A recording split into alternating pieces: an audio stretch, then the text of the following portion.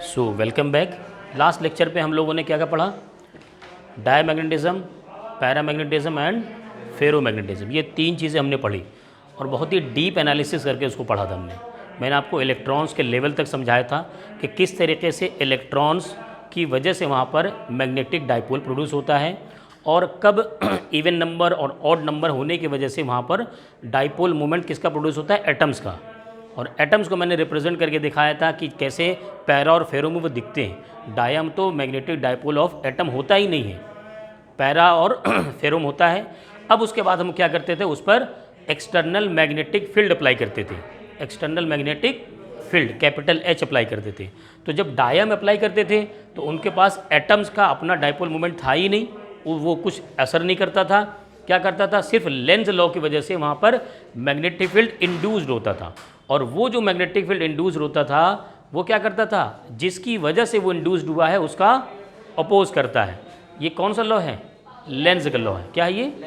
Length का law है। दूसरी बात मैंने कहा था कि पैरा में क्या करते हैं कि जब हम एक्सटर्नल मैग्नेटिक फील्ड लगाते हैं तो ये जो रैंडम डायरेक्शन में एटम्स के डाइपोल होते हैं वो क्या करते हैं? एक लाइन में आने लगते हैं। मैंने एक एग्जांपल दिया था कि घोड़े इधर उधर भाग रहे हैं, आपने चाबुक चलाया, उनको एक लाइन में किया। तो इस तरीके से एक लाइन में करने से इंड्यूस तो होता ही होता है, साथ ही साथ वो जो डाइपोल एक लाइन में आ जाते हैं उनकी वजह से इंड्यूस मैग्नेटिक फील्ड बढ़ जाता है। तीसरा मैंने बताया था फेरोमैग्नेटिज्म में। उसमें क्या होता है? अलग अलग चैम्बर्स में वहाँ पर डाइपोल होते हैं। एक चैम्बर का एक डायरेक्शन है, दूसरे चैम्बर का दूसरा डायरेक्शन है, तीसरे चैम्बर तीसरा डायरेक्शन है। हम क्या करते हैं? उस पर एक्सटर्नल मैग्नेटिक फील्ड लगाएंगे H, और वो क्या करता है? अपने डायरेक्शन वालों को और अपने उसके आसपास के डायरेक्शन वालों को एक साथ ले आता है और जिस चैम्बर को अपने साथ साध लेता है क्या करता है? उस चैम्बर का एरिया बढ़ जाता है, उस पर पूरा का पूरा डोमेन इंक्रीज कर जाता है और वही डोमिनेट करने लगता है। क्लियर? तो ये बातें बताई थी। उसके बाद मैंने जीटा का एनालिसिस बताया था और रिलेटिव परमेबिलिटी भी बताई थी। ये सारी चीज़ें हम लोगों ने डिस्कस किया था। अब आ जाइए ज़रा, यहाँ पर एक एनालिसिस किया गया है H और I में रिलेशन। H और I, H क्या है? जो हम एक्सटर्नल मैग्नेटिक फील्ड अप्लाई कर रहे हैं, और I क्या है? जो कि इंड्यूस्ड हो रहा है। इंड्यूस्ड खाली वो नहीं कि जो लेंज लॉ के थ्रू हुआ, इंड्यूस्ड वो भी जो कि एटॉमिक डाइपोल को उसके डायरेक्शन में लेकर चला गया। इंड्यूस में टोटल आएगा। बात समझ में आ रही ना भाई? इधर उधर डायरेक्शन में घोड़े थे, आपने चाबुक चलाया, सबको एक डायरेक्शन में किया, वो भी इंड्यूस्ड में आ गए। समझ गए? तो अब यहाँ पर एक एनालिसिस ये किया गया कि किस तरीके से H और I में वेरिएशन होता है और उसमें रिलेशन क्या होता है। तो यहाँ पर देखिए, एक्स एक्सिस पर है H का डायरेक्शन और वाई एक्सिस पे लिया है हमने I। ये एक्सटर्नल हम अप्लाई कर रहे हैं और ये क्या हो? इंड्यूस्ड हो रहा है।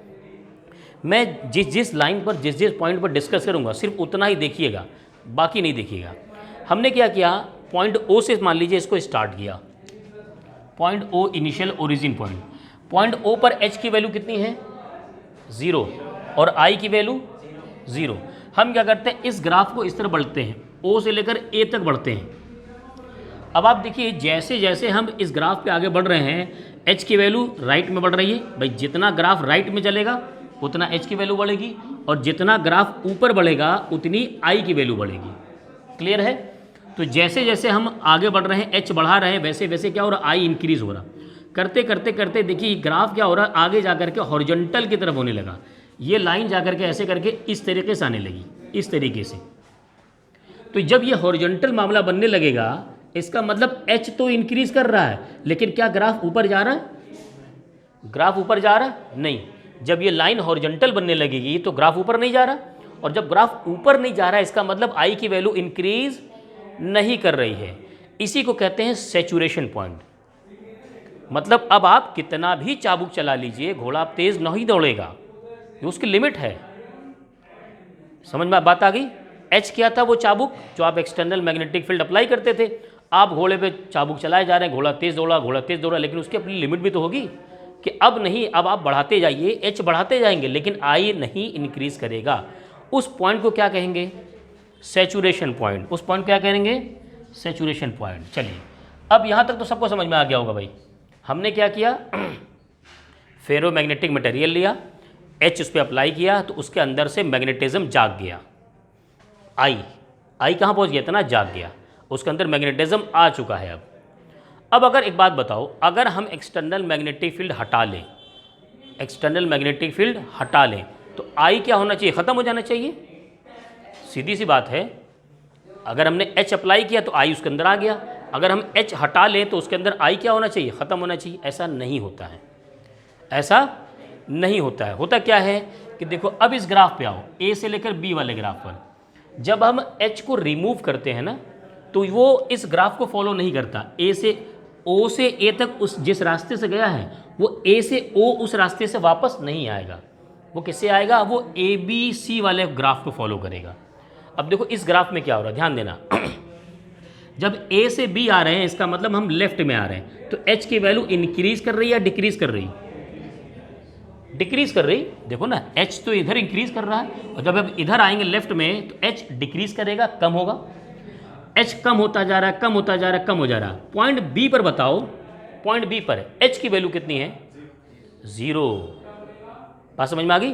पॉइंट बी पर एच की वैल्यू 0, लेकिन आई की वैल्यू कितनी है, हाँ इतना है। आई तो वाई पे एक्सिस पे है ना, मतलब एच तो 0 कर दिया लेकिन आई 0 नहीं हुआ, यानी एक्सटर्नल मैग्नेटिक फील्ड हमने हटा लिया लेकिन अभी भी उसके अंदर मैग्नेटिक इंडक्शन की प्रॉपर्टी शो हो रही है। ये पॉइंट बी पर शो हो रहा है, ये पॉइंट बी पे शो हो रहा है। इसी को कहते हैं रेंटिविटी और रेसिडुअल मैग्नेटिज्म और रिमिनेंस। क्या कहते हैं, the magnetic induction O B left behind in the sample after the magnetizing field has been removed is called residual magnetization। समझ में आ गया होगा एकदम बहुत आसानी से। वो मैग्नेटिक इंडक्शन की वैल्यू जब हम एक्सटर्नल मैग्नेटिक फील्ड हटा ले, रिमूव कर ले, तो जो बची हुई वैल्यू होती है ना ओ बी, आई की ओ बी वैल्यू, वो क्या कहलाता है, रेंटिविटी। क्या चीज़, आयशा क्या कह रही, ठीक है अब आ रही है वॉइस, अब आ रही, ठीक है। मैं कह रहा हूँ कि ये जो वैल्यू है मैग्नेटिक इंडक्शन की value after removing the H, ये जो वैल्यू कहलाएगी, यानी एच यहाँ पर 0 हो गया है, ये जो एच देखिए लेफ्ट में 0 हो गया है तो भी आई बचा हुआ है। ये जो रेसिडुअल आई है वो कहलाता है रेंटिविटी और रेसिडुअल मैग्नेटिज्म और रेमिनेंस। क्लियर, आगे बढ़ते हैं, इस ग्राफ को और आगे बढ़ते हैं। मेरा टारगेट ये है कि आई को भी 0 करना है। मेरा टारगेट क्या है, आई को मुझे 0 करना है। तो मैं क्या करूँगा, एच को नेगेटिव डायरेक्शन में कम करूँगा, नेगेटिव, या ये कहो कि नेगेटिव डायरेक्शन में बढ़ाते जाऊँगा। पॉजिटिव डायरेक्शन में बढ़ाया था, अब नेगेटिव डायरेक्शन बढ़ाऊँगा, यानी मैंने एच का डायरेक्शन ही बदल दिया। अब मैं क्या कर रहा हूँ, चाबुक तो चला रहा हूँ, घोड़े भागते जा रहे हैं, अब मुझे रोकना है। देखो एक बात बताएं, घोड़े ऐसे इधर उधर भाग रहे थे, मैंने चाबुक चलाया, घोड़े दौड़ने लगे। अब मैं चाह रहा हूँ घोड़े को रोकना, तो मैंने चाबुक चलाना छोड़ दिया, घोड़े रुक जाएंगे, नहीं रुकेंगे। क्या करना पड़ेगा, हाँ लगाम खींचना पड़ेगा। लगाम किधर, आगे खींचना पड़ेगा, पीछे ऑपोजिट डायरेक्शन में लगाओ। ये लगाम भी क्या है, ये लगाम भी एक तरीके का चाबुक है, लेकिन क्या लगा रहा है, किस डायरेक्शन में, ऑपोजिट में। अब ये क्या कर रहे हैं, हम एच को नेगेटिव डायरेक्शन में लगा रहे हैं। देखो एच जो है नेगेटिव डायरेक्शन में बढ़ने लगा, इधर ग्राफ जैसे जैसे इधर बढ़ रहा है, नेक्स्ट बढ़ता जा रहा है। पॉइंट सी पर क्या हो रहा है, पॉइंट सी पर इसकी वैल्यू कितनी होगी, आई की वैल्यू 0। आई या तो ऊपर होगा या तो नीचे होगा, यहाँ पर इस लाइन पे तो आई 0 होगा ना। आई पॉइंट सी पर क्या हो गया, 0। आई पॉइंट सी पर हो गया 0। आ जाइए डेफिनेशन पर, कोर्सिविटी क्या कहलाता है, कहता है the value of reverse magnetizing field intensity H. Coercivity H की वो वैल्यू है जिस वैल्यू पर आई की वैल्यू 0 हो जाती है। क्लियर, ये क्या था, ये आई की वैल्यू बता रहा था, ये आई की वैल्यू बता रहा था, ये एच की वैल्यू की बात कर रहा कि एच की वो value, H required for the residual magnetism. Residual magnetism क्या था, आई था ना, जो ये बच गया था, वो क्या होना चाहिए, magnetism of a sample to become 0 is called coercivity of the sample. Clear, आसान एकदम, समझ में आ गया। आगे समझिए, थोड़ा सा और समझिए। हमने क्या किया, इसी ग्राफ को और बढ़ाया, सेचुरेशन पॉइंट पे ले गए, सेचुरेशन पॉइंट पे ले। देखो जब इसको एच को और नेगेटिव डायरेक्शन में लेकर गए ना, तो क्या हुआ, अब घोड़ा उल्टा दौड़ना शुरू किया, लेकिन उल्टे दौड़ने की भी तो उसकी लिमिट है ना। आप चाबुक चलाते रहिए, लेकिन उल्टा एक लिमिट के बाद तेज़ नहीं बढ़ सकता। अब यहाँ पर आकर के उसकी स्पीड रुक गई, अब उससे मतलब जिस स्पीड से चल रहा था वो कांस्टेंट होगी, अब एक्सेलरेट नहीं कर सकता। इस पॉइंट को क्या कहते हैं? सैचुरेशन पॉइंट करते हैं। इन दोनों पॉइंट पर जो एच की वैल्यू होती है वो मैक्सिमम होती है, एक पॉजिटिव डायरेक्शन में मैक्सिमम होगी और एक नेगेटिव डायरेक्शन मैक्सिमम होगी। क्लियर बात समझ में आ गई? सबको समझ में आ गया होगा ये दोनों डेफिनेशन। आ जाइए एक और चीज़ कहते हैं, ये जो क्लोज कर्व है ना, A B C D E F A, A B C D E F A B C D E F A, ये जो पत्ती बनी हुई है, ये जो क्लोज कर्व है, इस क्लोज कर्व को कुछ कहते हैं, क्या कहते हैं? Hysteresis loop. क्या कहते हैं? Hysteresis loop. एक्चुअल में इसका एप्लीकेशन बहुत जगह है। जब ट्रांसफार्मर बनाते हैं उसमें एनर्जी का लॉस होता है ना, तो वो लॉस कैलकुलेट करने के लिए हिस्टेरिसिस लूप का यूज़ करते हैं। जब आप इंजीनियरिंग में पढ़ेंगे आगे जा करके तो वहाँ कैलकुलेट करना सीखेंगे कि हिस्टेरिसिस लूप किस तरीके से वहाँ पर कैलकुलेट किया जाता है। एक और पॉइंट ये है, the phenomena of lagging of magnetic induction behind the magnetizing field is called hysteresis. Actual में क्या है कि ये जो लैग करता है मैग्नेटिक इंडक्शन, ये जो आई की वैल्यू है ना, ये आई की वैल्यू, ज़रा देख आई की वैल्यू पे गौर करो। देखो जब हम एच की वैल्यू बढ़ा रहे हैं तो आई की वैल्यू इसके साथ बढ़ रही, इसके साथ बढ़ रही। देखो पॉइंट इस पर देखो, मान लो यहाँ पर आई की वैल्यू कुछ होगी, यहाँ पर मिला दोगे ऐसे करके तो ये आई की वैल्यू आ जाएगी। यहाँ पर इस पॉइंट पे देखोगे तो आई की वैल्यू ये आ जाएगी। तो जब एच इंक्रीज कर रहा है तो आई की वैल्यू इतनी है, बस समझ में आ रही, यहाँ से यहाँ तक। लेकिन जब एच डिक्रीज कर रहा है तो आई कहाँ बना हुआ है? टॉप पर, बी पर बना हुआ है। आई कहाँ बना हुआ है? तो एक बात समझ में आ गई कि आई जब एच इंक्रीज करता है आई, और जब एच डिक्रीज करता है तो आई, तो डिक्रीज करने वाला जो आई है वो इंक्रीज करने वाले एच से हमेशा ज़्यादा रहता है। यही कॉन्सेप्ट ये पॉइंट ये कह रहा है, इसी को कहते हैं हिस्टेरिसिस। एच भाई एच तो दो बार है ना, एच एक बार इंक्रीज कर रहा है, एक बार डिक्रीज कर रहा। तो इंक्रीज करते हुए एक आई है और एच को जब डिक्रीज कर रहा है तो आई है। तो ये जो डिक्रीज करते हुए जो आई है ना, वो तो इंक्रीज करते हुए आई से भी ज़्यादा है। देखिए वो ऊपर टॉप पे बना हुआ है, जबकि एच को डिक्रीज किया जा रहा है, फिर भी वो टॉप पे बना हुआ है। क्लियर? इसी को कहते हैं लैगिंग और इसी को कहते हैं हिस्टेरिसिस। ठीक है, चलिए नोट कीजिए। इसके बाद थोड़ा सा और इसमें एक टॉपिक समझाते हैं। So next one is types of ferromagnetic material. लिखना बंद करिए भाई सभी लोग।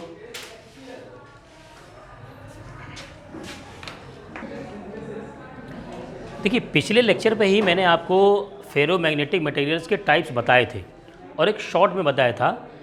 उसका तरीका ही मैंने बताया था कि फेरोमैग्नेटिक मटेरियल लिया और हमने क्या किया, उस पर external magnetic field capital H apply किया। और अप्लाई करने के बाद दो चीज़ हुई कि जब हमने उसको रिमूव किया तो एक बार हुआ कि उसके अंदर मैग्नेटिज्म बचा रहा और एक टाइम हुआ कि उसके मैग्नेटिज्म नहीं बचा। ये दोनों चीज़ें अब इससे रिलेट करके पढ़ते हैं हिस्टेरिसिस से। हिस्टेरिसिस में यही बात तो आई है कि हम जब एक्सटर्नल मैग्नेटिक फील्ड उस पर लगा रहे थे तो क्या हो रहा था, हटाने पर, रिमूवल पर क्या हो रहा था कि उसके अंदर कुछ रेसिडुअल स्ट्रेस मैग्नेटिक इंडक्शन बचा था, उसे ही रिटेंटिविटी कह रहे थे। और उस रिटेंटिविटी को, रेसिडुअल मैग्नेटिक इंडक्शन को जब हमें ज़ीरो करना था उसके लिए हमें एच को माइनस की तरफ लेकर गए। तो वो जो एच माइनस की तरफ गया, जिस पॉइंट पर जाकर के आई की वैल्यू ज़ीरो हुई, उसे क्या कहा था हमने? उसे कहा था कोर्सिविटी। बात समझ में आ चुकी है? अब उसको क्या करते हैं, इन दोनों टाइप्स को हम इसके थ्रू समझते हैं, इसके थ्रू कि इन दोनों पर क्या इफेक्ट पड़ेगा। तो पहला क्या है, सॉफ्ट फेरोमैग्नेट। सॉफ्ट फेरोमैग्नेट वो होता है, these are the ferromagnetic materials in which the magnetization disappears on the removal of the external magnetizing field. एक बात बताइए, जब ये एक्सटर्नल मैग्नेटाइजिंग फील्ड हटाया और उसके अंदर से जो आई की वैल्यू है वो बहुत कम बची, बहुत कम, यानी ज़ीरो के आसपास बची, तो जाहिर सी बात है ये जो हिस्टेरिसिस था वो पतला हो जाएगा। ये जो पॉइंट था ऊपर आई, यही तो बच रहा था, ये ज़ीरो के पास आ जाएगा, एकदम करीब आ जाएगा।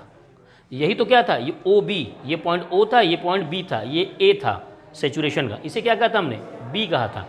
ओ बी की ही वैल्यू क्या थी, रिटेंटिविटी थी, रेसिडुअल स्ट्रेस था, सॉरी रेसिडुअल मैग्नेटिक इंडक्शन था, है ना। अब ये ओ बी की वैल्यू इसके लिए क्या हो जाएगा, सॉफ्ट मैग्नेटिक मटेरियल के लिए बहुत कम बचेगा। जब हमने वहाँ पर ये इस तरीके से हुआ कि हमने चाबुक चलाया, घोड़ा तेज़ दौड़ा, हमने फिर चाबुक हटा दिया, तो घोड़ा उसी स्पीड से अगर दौड़ रहा है, बचा हुआ है, तो वो क्या हुआ, उसके अंदर वो स्पीड बची हुई ज़्यादा, और चाबुक हटाते ही घोड़ा धीरे धीरे एकदम स्लो हो गया है, एकदम कम हो गया, धीरे धीरे चल रहा, ये चीज़ बच गई थोड़ी सी। क्लियर? ये क्या कहलाता है? ये कहलाता है सॉफ्ट फेरोमैग्नेटिक मटेरियल। अब इसमें क्या क्या होगा, नैरो हिस्टैरिसीस लूप होगा, समझ रहे हैं आप? इसका लूप का क्या होगा, नैरो होगा। ये पॉइंट्स याद रखिए, यही आते हैं एग्जाम में। तो सॉफ्ट फेरोमैग्नेट के लिए क्या होता है, ये हिस्टैरिसीस लूप नैरो होता है। क्यों? क्योंकि आई टेंस टू 0, आई 0 के आसपास पहुंचने लगता है। लो रिटेंटिविटी, उसके अंदर जो बचा हुआ मामला था वो बहुत कम हो जाएगा, कोर्सिविटी भी कम होगी।